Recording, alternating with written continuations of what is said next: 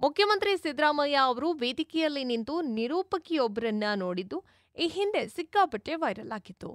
ನಗುತ್ತಲೇ ಎಲ್ಲರ ಮುಂದೆ ಸಿದ್ದರಾಮಯ್ಯ ಅವರು ಮಾತನಾಡಿದ್ರು. ಆದರೆ ಅವರು ಮಹಿಳೆಯೊಂದಿಗೆ ಅಸಭ್ಯವಾಗಿ ವರ್ತಿಸ್ತಾರೆ ಎನ್ನುವ ಬಗ್ಗೆ ಇದೀಗ ಗಂಭೀರ ಆರೋಪವೊಂದು ಕೇಳಿಬಂದಿದೆ.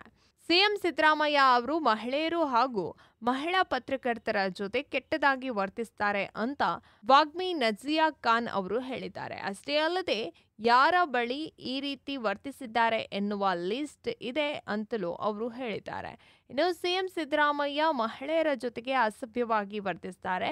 ಸಿದ್ದರಾಮಯ್ಯ ಅವರ ಚುಮ್ಮಾಚಾಟಿ ಬಗ್ಗೆ ನಾನು ವಿರೋಧಿಸ್ತೇನೆ. ಅಲ್ಲದೆ ಅವರು ಕಾಂಗ್ರೆಸ್ನ ಮಹಿಳಾ ಕಾರ್ಯಕರ್ತರಿಗೆ ಮುತ್ತು ಕೊಡ್ತಾರೆ, ಪಕ್ಷದ ಮಹಿಳಾ ವಕ್ತಾರೆಯರಿಗೆ ಮುತ್ತು ಕೊಡ್ತಾರೆ, ಇನ್ನು ಚಲನಚಿತ್ರ ನಟಿಯರನ್ನ ಬಿಡದೆ ಅಪ್ಪಿಕೊಳ್ತಾರೆ. ಅಲ್ಲದೆ ಕರ್ನಾಟಕದ ಮಹಿಳಾ ಪತ್ರಕರ್ತರೊಂದಿಗೆ ಸಿಎಂ ಅವರು ಅಸಭ್ಯವಾಗಿ ವರ್ತಿಸಲು ಯತ್ನಿಸಿದ್ದಾರೆ.